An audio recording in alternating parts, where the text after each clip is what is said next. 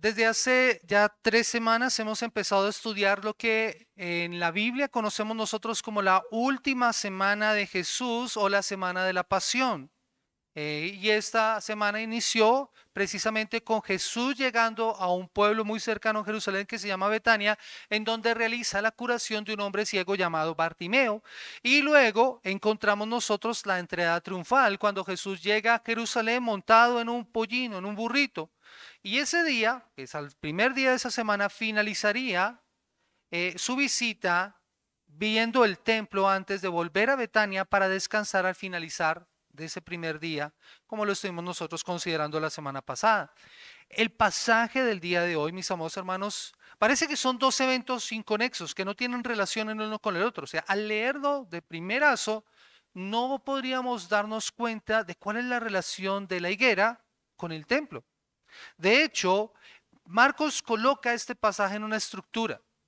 No lo leímos completo, pero el pasaje inicia en el versículo 12 con la maldición de la higuera y finaliza en el capítulo 11, el versículo 26, hablando acerca de la higuera. Jesús va a usar esta ilustración de la higuera como en un sándwich, y en la mitad está la escena del templo. Esa es la estructura del pasaje. Y pareciera que no tiene relación, pero ambos están muy relacionados. Y la próxima semana nosotros vamos a estar considerando qué significa la maldición de la higuera o cómo la va a usar Jesús. Ahora, el centro en el pasaje del día de hoy se encuentra en el templo. Y el templo era vital para la vida de Israel, era el centro de la vida espiritual de Israel. Y recordemos que Jesús llega en un momento particular. De hecho, el templo va a ser importantísimo para lo que está pasando en Israel. Era el tiempo de la Pascua donde la población se triplicaba. De hecho, algunos historiadores calculan la cantidad de sacrificios que ocurrían durante esa semana. Alrededor de unos 250,000 corderos sacrificados en ese tiempo. Así que se podrá imaginar la cantidad de sacrificios que se estaba realizando. El tiempo era el propicio, el lugar era el adecuado. Lo que debía haber pasado, lo que estuvimos estudiando la semana pasada, la entronización y el reconocimiento de Jesús como rey, era el momento indicado en ese tiempo. Así que si alguien hubiera pensado en una revolución en Israel, ese sería el momento adecuado. Mucha gente, piadosos de todo el mundo, estarían adorando a Dios y esperando la manifestación del Mesías prometido. Y en medio de todo este sentir ultranacionalista, Jesús hace todo lo contrario. Él no espera ser proclamado como rey. De hecho, lo que va a hacer el día siguiente es contrario a lo que esperaríamos como una revolución, llegando al templo a sacar a aquellos que podrían ser su apoyo en esa revolución. Ante la mirada asombrada de multitudes de personas que muchos no entenderían de lo que está pasando. El pasaje además nos deja ver a Jesús, que contrario a la opinión general, no actúa de mal genio. Mire, muchas personas al leer esta porción de la palabra chocan con la idea de Jesús maldiciendo la higuera o hablando acerca de la higuera. Lo ven como que está reaccionando impulsivamente, pero Jesús va a usar esto como una parábola para dar una lección a nuestra vida, así como la dio a los discípulos en ese momento, y que, mis amados hermanos, nosotros debemos considerar seriamente. El primer pasaje ha sido considerado como un obrar de Jesús desmedido, pero sigue siendo una poderosa ilustración para significar lo que significa una vida ritualista y sin fruto. ¿Por qué Jesús actúa así? Jesús no realiza nada si no tiene una intención. Todo lo hace con una intención, todo lo hace con un propósito. Y eso lo demostraría precisamente con lo que acontecería después en el templo, en donde Jesús juzga a la nación de Israel por su religión ritualista. Ahora, ¿qué significado entonces tienen estas dos historias? ¿Cómo las podemos relacionar nosotros? Mi objetivo, mis amados hermanos, es que comprendamos a través del estudio de este pasaje que nuestra vida debe estar llena de frutos. Nuestra vida debe estar llena de frutos, porque no hacerlo lleva a juicio. Nuestra vida debe estar llena de frutos, porque no hacerlo lleva al juicio. Y es por eso que este sermón lleva por título los dos puntos principales: una higuera estéril y un templo purificado. Una higuera estéril y un templo purificado. Y lo primero que nosotros vamos a ver, lo encontramos nosotros en los versículos 12 al 14 y que yo he titulado precisamente una higuera estéril. Acompáñenme nuevamente a la palabra, capítulo 11 de Marcos, versículo 12 al versículo 14. Al día siguiente, cuando salieron de Betania, tuvo hambre. Y viendo de lejos una higuera que tenía hojas, fue a ver si tal vez hallaba en ella algo, pero cuando llegó a ella, nada halló sino hojas, pues no era tiempo de higos. Entonces Jesús dijo a la higuera: nunca jamás coma nadie fruto de ti. Y lo oyeron los discípulos. Marcos no nos dice la razón de por qué esto aconteció así. Al parecer, Jesús al salir de Betania no había desayunado y ahora tenía hambre. Una indicación además de que Jesús es humano. Es 100% Dios y 100% hombre. Y en esa condición humana de Jesús, Él tiene hambre. Marcos no nos cuenta el hecho o la causa, pero sí nos cuenta lo que acontece a partir de ahí. Es evidente que Jesús tuvo un hambre física, un hambre real, un hambre corporal. Así como la que muy seguramente usted está sintiendo en esta mañana, en este tiempo de ayuno. Yo espero que así sea. Y esto lo impulsó a buscar en la higuera algo para comer. Todo parece acontecer que ocurre en una población cercana que se llama Betfagé. Y Betfagé significa la casa de higos. Es por eso que habían higueras en ese lugar. Su nombre viene de hecho de que allí en ese lugar abundaban estos árboles frutales, la higuera. Ahora, mis amados hermanos, si usted no sabe lo que es una higuera es lo que nosotros conocemos como un brevo o un breval, de donde salen las brevas. Entonces la higuera para Santi es la misma mata de los brevos. No sé si conoces una mata de brevas. ¿Sí la conoces? Eso es lo que en Israel es una higuera, sí, una higuera. Su nombre entonces, como les digo, indica que este lugar estaba lleno de estos árboles frutales. Era un árbol muy común en Israel y esta planta daba frutos 3 veces en el año por lo menos. Un fruto que era tardío en el otoño, verde en el invierno, y había unos que eran las primicias maduras. Las higueras en las tierras bíblicas producían un pequeño fruto comestible antes de la breva que se llamaba fagé. Y estas aparecían antes que las hojas. Esta era una señal de que este árbol estaba sano y que daría una cosecha normal. Si no aparecían las brevas o si no aparecía el fagé, esta era una señal que no habría cosecha de higos a su tiempo y que la planta estaba o enferma o muriendo. Para la época en la que Jesús ve este higuero, ella tenía muchas hojas. Así que, ¿qué es lo que esperaba encontrar Jesús en ella? Que llevara esta pequeña fruta para poder comer. El fagé, exactamente. Pero ¿qué es lo que encuentra Jesús y qué es lo que causa la desilusión? Dice la palabra del Señor: viendo de lejos una higuera que tenía hojas, fue a ver si tal vez hallaba algo, pero cuando llegó, nada halló sino hojas, pues no era tiempo de higos. Y Jesús entonces habla a la higuera y declara su sentencia: nunca jamás coma nadie fruto de ti. Y esto lo oyen sus discípulos. Ellos oyeron las palabras de Jesús, pero tal vez no comprendieron lo que significaba, sino cuando Jesús les explique al día siguiente, cuando vuelvan a ver la higuera que él había maldecido. Parece que ellos no entendieron, pero Jesús es claro.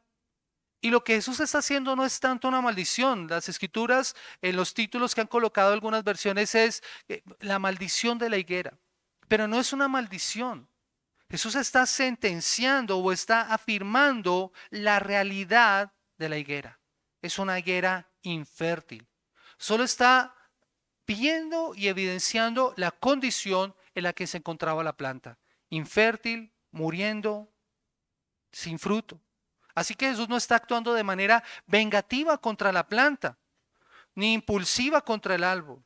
Él lo usa como una parábola viviente para lo que vamos a ver en la siguiente escena y que tiene que ver precisamente con el pueblo de Israel. Este incidente va a servir para interpretar correctamente lo que vimos nosotros la semana pasada. Miren, cada una de estas escenas está correctamente relacionada y no la podemos separar la una de la otra. Jesús llega en una entrada triunfal y lo que esperaríamos era que se diera un renacer, un resurgimiento en Israel. Pero lo que está evidenciando Jesús es algo totalmente contrario.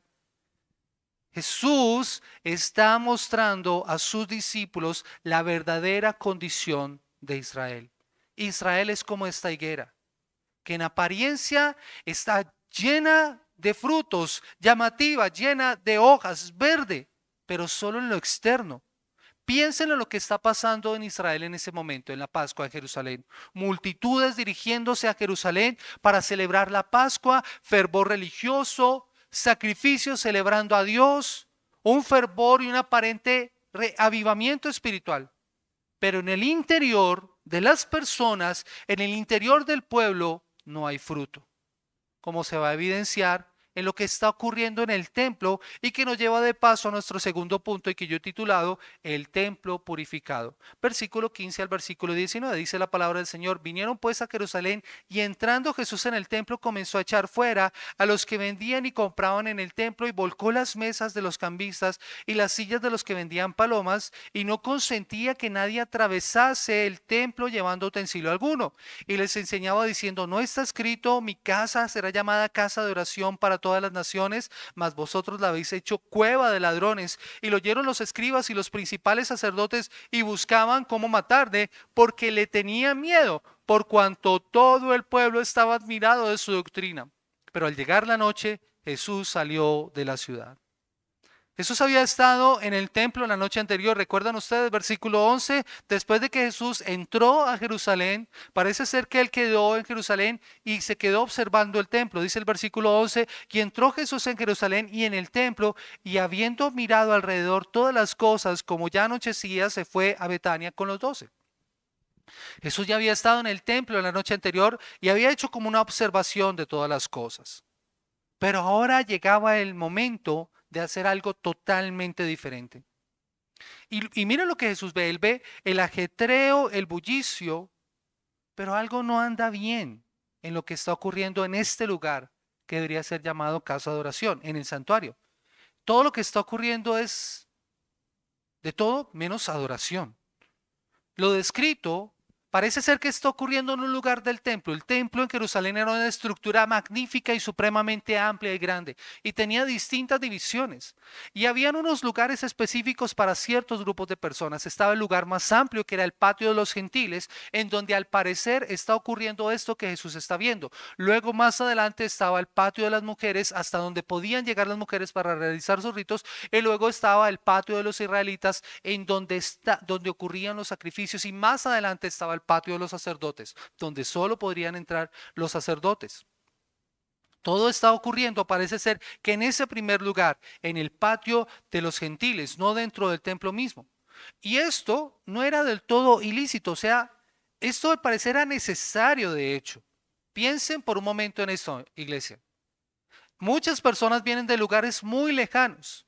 Cargar un cordero para el sacrificio desde esos lugares implicaba una gran logística, no era fácil.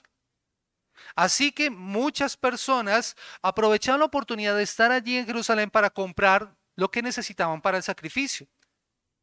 Pero para poder hacer esto tenían que hacer cambio de su moneda. Muchas personas traían monedas extranjeras y en el templo no eran validadas porque muchas de esas monedas eran símbolos de religiones paganas por las imágenes que contenían. Entonces tenían que hacer el cambio a la moneda del templo para poder hacer todo este comercio. Anteriormente todo esto estaba ocurriendo en el Monte de los Olivos, pero el sumo sacerdote Anás y su yerno Caifás habían vuelto el templo una fuente importante de sus ingresos. Ellos usaron el templo como su caja menor. Y básicamente lo que ellos hicieron fue trasladar todo eso que estaba pasando en el Monte de los Olivos y ubicarlo en el lugar más amplio del templo, que además no debería incomodar a nadie, el patio de los gentiles. No estamos incomodando en donde está ocurriendo el sacrificio. Ese es el mejor lugar para hacerlo. Pero lo que no estaban teniendo en cuenta es que estaban estorbando la adoración de las personas que vendrían a ese lugar a exaltar el nombre del Señor. A todo esto además se sumaba la usura de los cambistas. O sea, el cambio de la moneda tenía una usura. ¿Cómo suele pasar? Cuando usted cambia dólares por pesos, usted no va a recibir la misma cantidad. Hay una usura. A usted le cobran una comisión por eso. Y lo mismo ocurría con los animales. Los animales se vendían más costosos. Antes de ofrecer el sacrificio, los animales eran traídos para ser inspeccionados. Si alguien venía de lejos y traía un cordero, antes de ser sacrificado, el cordero tenía que ser inspeccionado. Y en muchas ocasiones estos corderos no pasaban. De manera que la persona tenía que comprar un nuevo cordero para poder ofrecer el sacrificio. Y eso tenía costos muy elevados. De hecho, aún los sacrificios de palomas, que era la ofrenda sacrificial más económica que se podía hacer, se cobraban a precios muy altos. Así que podrán imaginarse el nivel de negocio y de cambio que se estaba dando en este lugar. Y muchos de los puestos en donde esto ocurría eran propiedad de los sacerdotes. Así que esto era un negocio redondo. Si un peregrino entonces traía algo para el sacrificio, tenía que hacer todo este comercio y pagar un altísimo costo por todo esto. Para colmo de males, iglesia, para colmo de males, parece ser que el patio de los gentiles se había convertido también en un lugar de tránsito. Las personas que iban al Monte de los Olivos tomaban no el rodeo que tenían que hacer, el camino largo para ir al Monte de los Olivos, especialmente si llevaban carga, sino que atravesaban el patio de los gentiles con las cargas, haciendo entonces de esto un lugar de tránsito. De manera, mis amados hermanos, que el templo en ese lugar parecía más una plaza de mercado que un lugar de adoración. Yo no sé si ustedes han estado alguna vez en Abastos o en Palo Quemado, en los momentos de mayor ajetreo. Personas cargando bultos, gente gritando, todo el comercio, el cambio, personas inclusive bebiendo, contando chistes, guardando las sobrias proporciones. Yo creo que esto era lo que estaba viendo Jesús cuando vio el templo.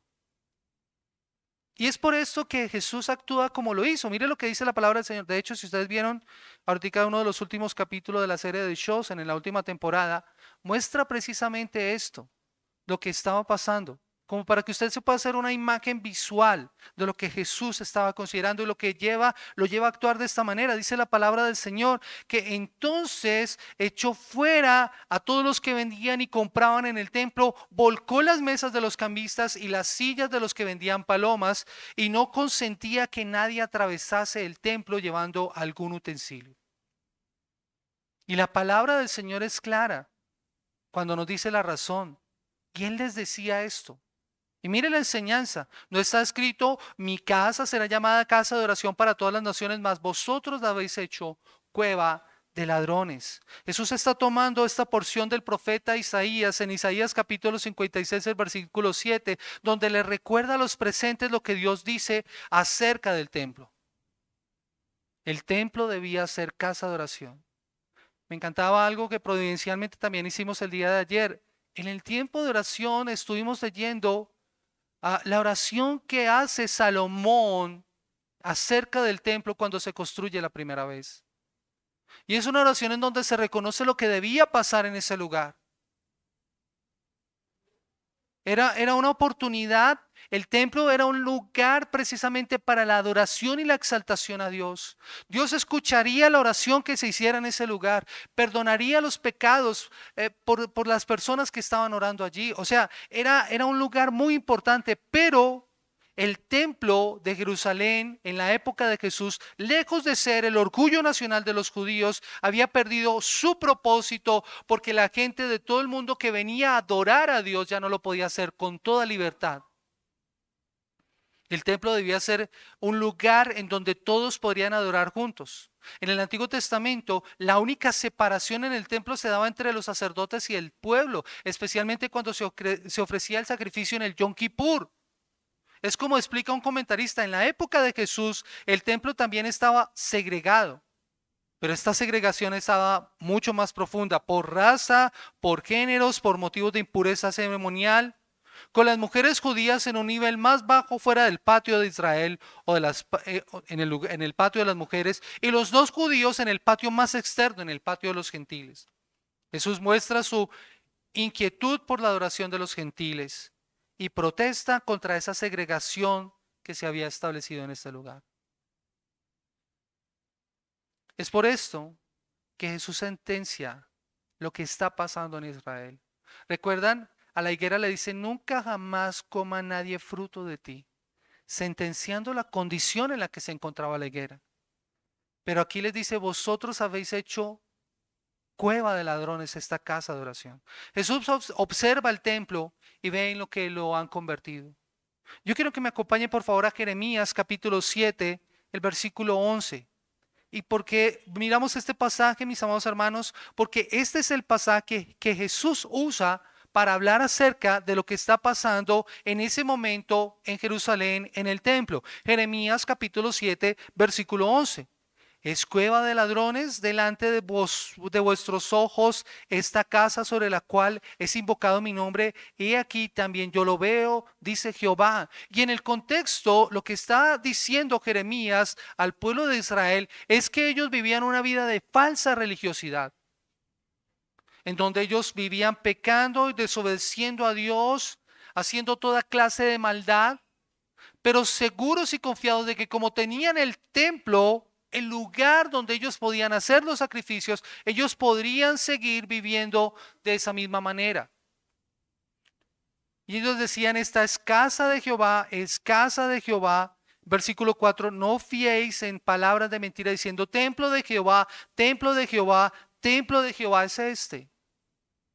Jeremías ve lo que está haciendo la nación de Israel y declara que ellos no están actuando conforme a la voluntad de Dios. Una religión ritualista, alejada del Señor, viviendo en adulterio. Versículo 8, he aquí vosotros confiáis en palabras de mentira que no aprovechan, hurtando, matando, adulterando, jurando en falso e incensando a Baal y andando tras dioses extraños que no conocisteis. Y vendréis y os pondréis delante de mí en esta casa sobre la cual es invocado mi nombre y diréis, librados somos para seguir haciendo todas estas abominaciones. Versículo 11, es cueva de ladrones delante de vuestros ojos esta casa sobre la cual es invocado mi nombre. Y, Jeremías usa una imagen para señalar precisamente la condición espiritual de Israel. Son como esos ladrones que luego que han hecho su fechoría se esconden en lugares para no ser descubiertos. Mis amados hermanos, esa era la condición en la que estaba convertido el templo en ese momento en los días de Israel, en los días de Jesús. Ellos habían considerado que el templo era un refugio seguro para Judá en su pecado y que por tener el templo serían protegidos por siempre por Dios, pero Dios se encargaría de destruir aquello en lo que habían puesto su confianza. Por eso Jesús está en contra de todo este sistema corrupto, de todo este sistema que explotaba al pueblo, que impedía esa correcta relación con Dios. Todo ese sistema ritual estaba dañado.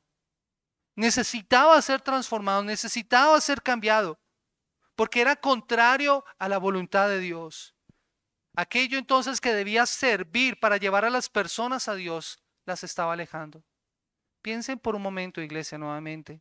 ¿Cómo se sentiría un peregrino que viene a adorar a Dios pero no encuentra el lugar adecuado para hacerlo? Que en vez de poder ofrecer un sacrificio agradable al Señor, encuentra solamente desorden y todo con apariencia de piedad. ¿Y cuál es la reacción de los líderes de Israel? Miren, no es arrepentimiento. Esos escribas, estos principales sacerdotes, se van armando de argumentos en contra de Jesús y este precisamente va a ser uno de ellos. Más adelante le van a cuestionar, ¿con qué autoridad haces esto? Ellos lo que ven es cómo su fuente de ingresos está siendo afectada. Ven en Jesús una amenaza, pero no ven lo que debía pasar en sus vidas, el arrepentimiento. Pero en ese momento ellos no se atrevieron a hacer nada porque le temían a la gente. Eso es lo que nos dice Marcos, dice la palabra del Señor, porque le tenían miedo por cuanto todo el pueblo estaba admirado de su doctrina. Conociendo entonces la aristocracia de los sacerdotes, los líderes religiosos, ellos se dieron cuenta que el ataque de Jesús contra el templo era un ataque contra ellos mismos. contra su posición. De hecho, para ellos esto era muy importante, poder tener el control de todo lo que estaba pasando en el templo, porque de esta manera tendrían aquietados a los romanos. Su autoridad dependía en buena medida en cómo ellos mantuvieran el orden en el templo, que las cosas se mantuvieran, mantener el status quo. Pero no es así, mis amados hermanos, y eso es lo que Jesús va a hacer. Darle la vuelta a aquello que está mal. El versículo 19 parece ser nuevamente algo sin conexión a lo que está diciendo, pero solamente es un preparativo para lo que acontecerá nuevamente al tercer día y que, si Dios permite, vamos a ver nosotros la próxima semana. Versículo 19. Pero al llegar la noche, Jesús salió de la ciudad. Y nuevamente nos deja en suspenso. Yo creo que el Señor nos tiene así como esperando el capítulo de la siguiente temporada, ¿cierto? Pero mis amados hermanos, ¿qué significa todo esto? Y este es el tercer punto. ¿Qué significa todo esto? Iglesia, es importante que nosotros entendamos por qué el Señor usa esta imagen para ilustrar la condición de Israel. Debemos ver a Israel como una higuera estéril. De manera que lo que Jesús hace con la higuera cuando va a buscar fruto en ella es esa parábola viviente de lo que estaba ocurriendo en realidad en medio del pueblo. Cuando Jesús llegó a la nación de Israel había hojas, lo que habla de una aparente espiritualidad, de apariencia, pero no había fruto para Dios. Yo me puedo imaginar esa higuera verde, frondosa. Cualquiera persona que la viera a lo lejos diría: ¿qué higuera tan hermosa?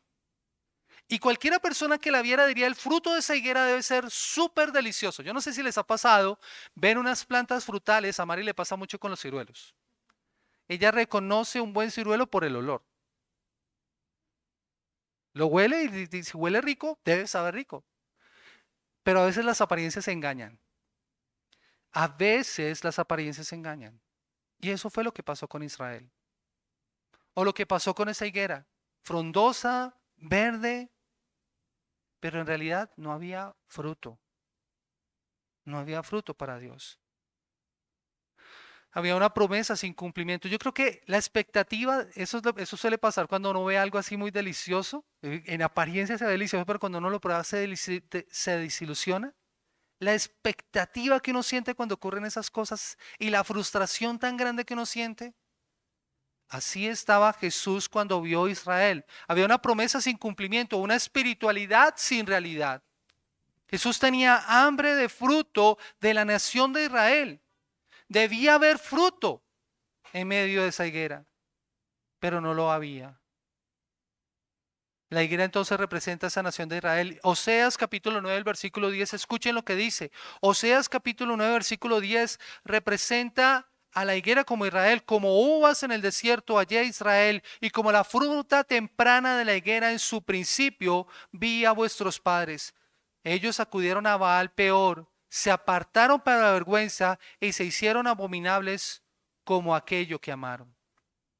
Y también Nahum capítulo 3, el versículo 12. Todas sus fortalezas serán cual higueras con brevas, que si las sacudes caen en la boca del que del que las ha de comer.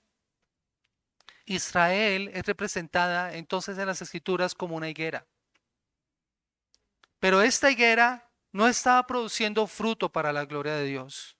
Tenía apariencia de espiritualidad, pero estaba vacía por dentro. Y Jesús lo declara en Mateo capítulo 3, el versículo 10 y en Marcos capítulo 11, el versículo 20. Mire lo que dice Marcos capítulo 11, el versículo 20. Y pasando por la mañana, vieron que la higuera se había secado desde las raíces. Mateo capítulo 3, el versículo 10. Escuchen cómo dice la palabra del Señor. Mateo capítulo 3, versículo 10.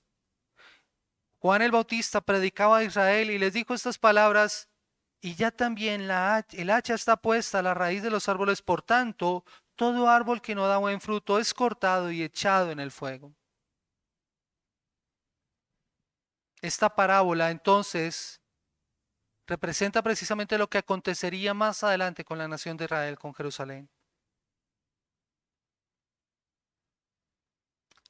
Y Lucas nos explica más adelante cómo podemos entender esta parábola y qué es lo que quiere ilustrar el Señor con Israel. Lucas capítulo 13, versículo 6 al versículo 9.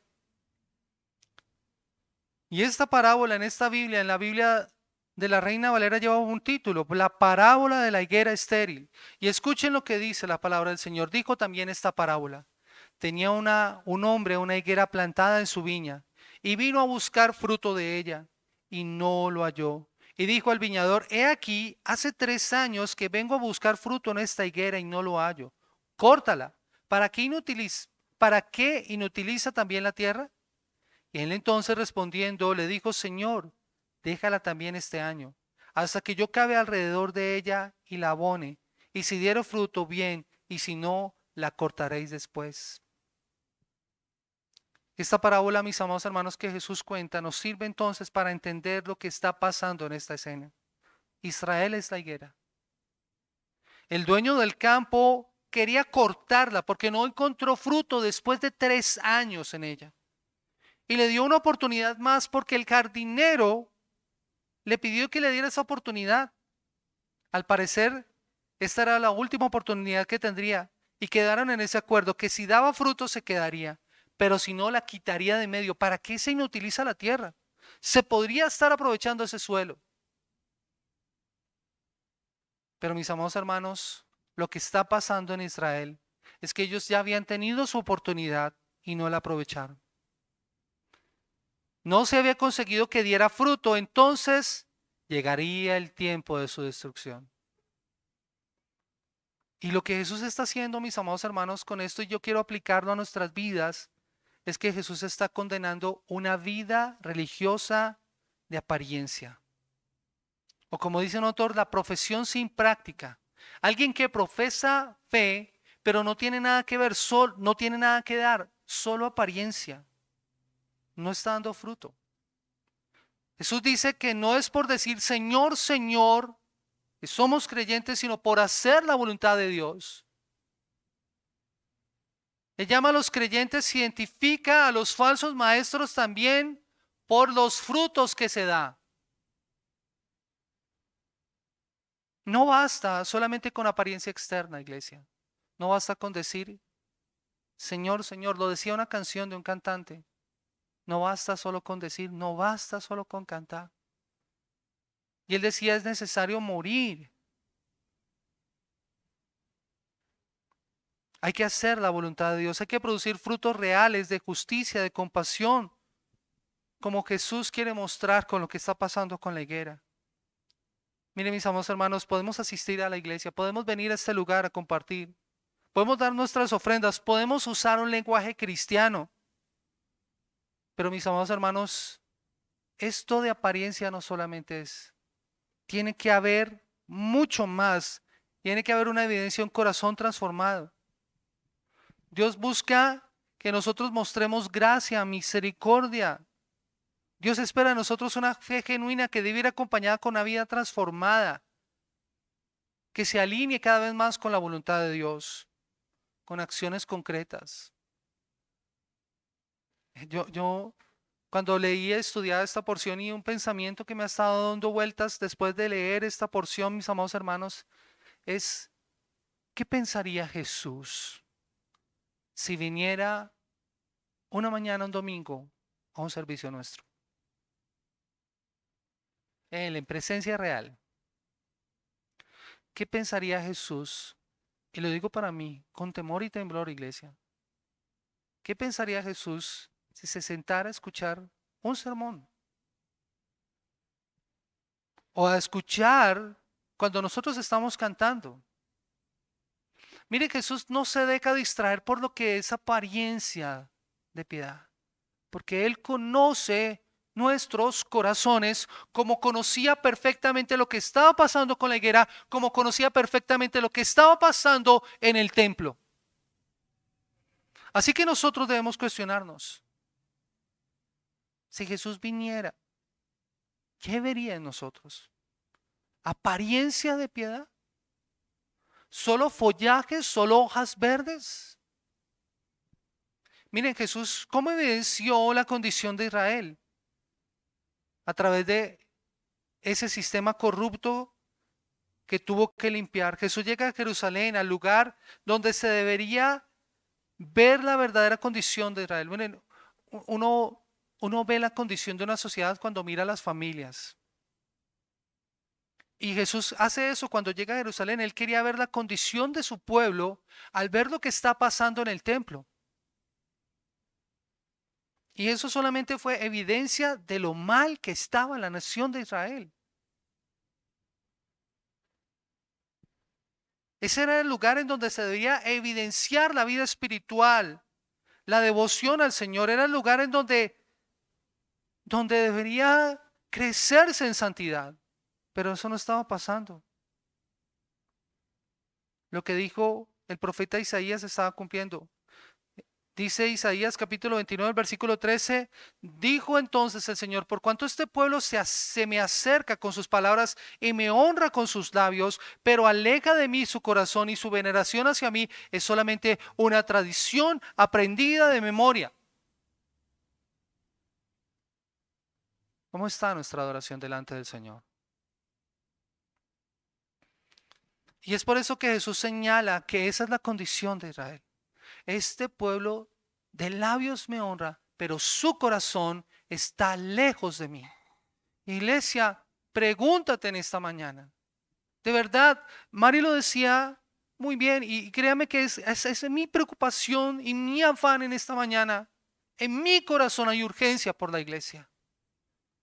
Porque puede ser que nosotros estemos en la misma condición espiritual de Israel. En la misma condición espiritual de Israel. Y tal vez peor.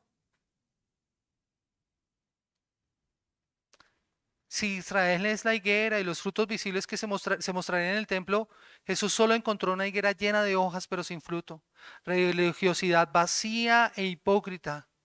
Y por eso sus palabras solo sellaron la esterilidad de lo que estaba ocurriendo en realidad. Ya no había esperanza. El hacha estaba puesta. Vendría el juicio y eso se cumpliría precisamente unos años más adelante, en el año 70, cuando Tito y las legiones romanas llegaron, destruyeron Jerusalén y el templo por completo. Más adelante, cuando nosotros lleguemos a Marcos capítulo 14, ah, Marcos, Marcos capítulo 13, Jesús va a hablar más acerca de esto. La condenación de la higuera por parte del Señor y la limpieza del templo entonces fueron actos simbólicos que ilustraban entonces la triste condición espiritual de esta nación, que había recibido muchos privilegios, muchas oportunidades, pero que no habían sabido aprovechar. Por eso también, eso se aplica a nuestras vidas, iglesia. Eso se aplica a nuestras vidas. Miren, la semana pasada Jesús se encontró con las multitudes que le recibían como rey, pero en realidad no le conocían. Ahora se encuentra con un sistema ritual de adoración que está vacío, solo de reglas, solo de normas, además amañado, corrupto. Y eso nos podría estar ocurriendo a nosotros, iglesia. Que nuestra adoración esté siendo solo externa, solo hojas, pero sin fruto. Un cristianismo que no sea genuino. Un cristianismo entonces, hermanos, en donde nosotros venimos el domingo, adoramos, exaltamos el nombre del Señor y el resto de la semana vivimos como si el Señor no existiera. Eso es una higuera sin frutos. Eso es religiosidad vacía.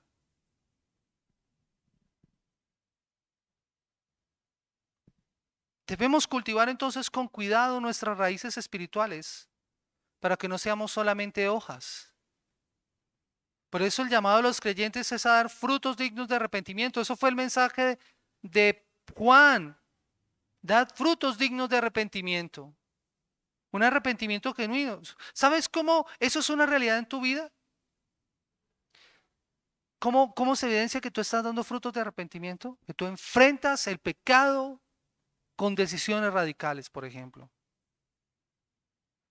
Que tú vives y quieres vivir para el Señor, para su gloria, siendo una mejor persona. Es triste, mis amados hermanos, ver muchos cristianos, entre comillas, cristianos, que se dicen ser cristianos, pero son todo menos lo que deberían ser verdaderos creyentes. No son buenos padres, no son buenos trabajadores. En tu cristianismo se evidencia en eso, en la forma en cómo tú estás viviendo tu vida. Que tu hogar sea un hogar feliz, no sin problemas, pero por lo menos estás haciendo lo que te corresponde para poder construir un hogar con bases firmes, bases sólidas. Así que pregúntate, iglesia, ¿qué ven las personas a tu alrededor? ¿Ven solo ese follaje verde y no hay fruto ahí? ¿Eres una persona más paciente? ¿Eres más bondadoso? ¿Muestras más amor? Miren, muchas personas creen que colocar música cristiana en la casa, ya eso es mostrar fruto. Yo a veces sospecho mucho de eso. Yo a veces sospecho mucho de eso. O sea, no es evidencia de que sean realmente cristianos. Eso puede ser follaje, hojas. Pero si tú sigues actuando de la misma forma, tu religión es solamente ritual. De nada te sirve colocar música cristiana si en tu vida no se evidencia el fruto del Espíritu Santo. ¿Recuerdan cuál es el fruto del Espíritu Santo? Gálatas 5, 22 y 23. Mas el fruto del Espíritu es amor, gozo, paz, paciencia, benignidad, bondad, fe, mansedumbre, templanza. Contra tales cosas no hay ley. Me encanta como lo dice William Barclay. William Barclay dice, nadie puede pretender ser un seguidor de Jesucristo y seguir siendo tan totalmente distinto del maestro a quien dice o profesa confesar. Así que nosotros tenemos que preguntarnos, si yo quiero dar fruto, tengo que parecerme más a Cristo. ¿Cuánto me parezco a Jesús? Esa es la verdadera evidencia. Todos nosotros debemos compararnos es con Él. ¿Cuánto te pareces tú a Jesús? ¿Cuánto de Jesús está reflejando? Lo que Jesús quiere es una verdadera transformación. Y es en la medida en la que te acercas a Cristo, que te acercas a su evangelio, que podrás experimentar fruto. No por realizar rituales vacíos y prácticas religiosas memorizadas. No, no es por eso. Es de verdad por buscar genuinamente al Señor. Con urgencia. Es que creo que eso es lo que nos hace falta a nosotros, iglesia. Urgencia por buscar al Señor. Hemos perdido el sentido de urgencia, de verdad. Miren, mis amados hermanos, a veces se nos olvida. Pero créame, la venida del Señor está cada vez más cerca. Cada segundo que pasa, cada minuto que pasa, cada hora que pasa, es una hora menos en el reloj de Dios para que Cristo venga. Y nosotros seguimos viviendo nuestra vida de este lado de la eternidad sin conciencia real de lo que eso significa. El hacha ya está puesta a la raíz del árbol. Cuando el Señor venga, cortará el árbol. ¿Cómo está tu vida espiritual, iglesia? No podemos seguir viviendo lo mismo.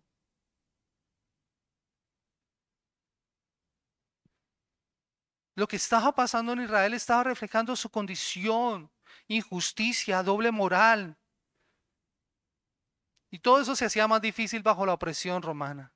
Sin embargo, aunque todos esos problemas molestaban a Jesús, Jesús no los cambió de inmediato.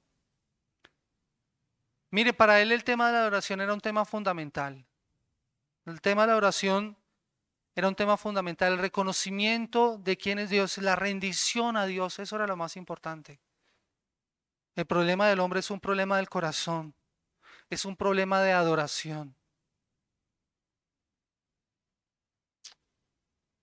El problema es que no estamos adorando a Dios. Hemos colocado ídolos, estamos siguiendo tradiciones, normas.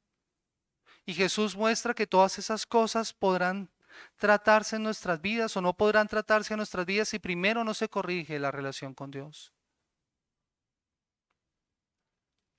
De allí que haya una necesidad de rescate. Y eso es precisamente lo que Jesús viene a hacer. Mis amados hermanos, yo no quiero poner una carga a la iglesia de que hagan y hagan y hagan. No, iglesia, nosotros necesitamos ir a Cristo Jesús. Él recibe el castigo por nuestros pecados. Y Él recibe el castigo también por nuestra falta de devoción a Dios.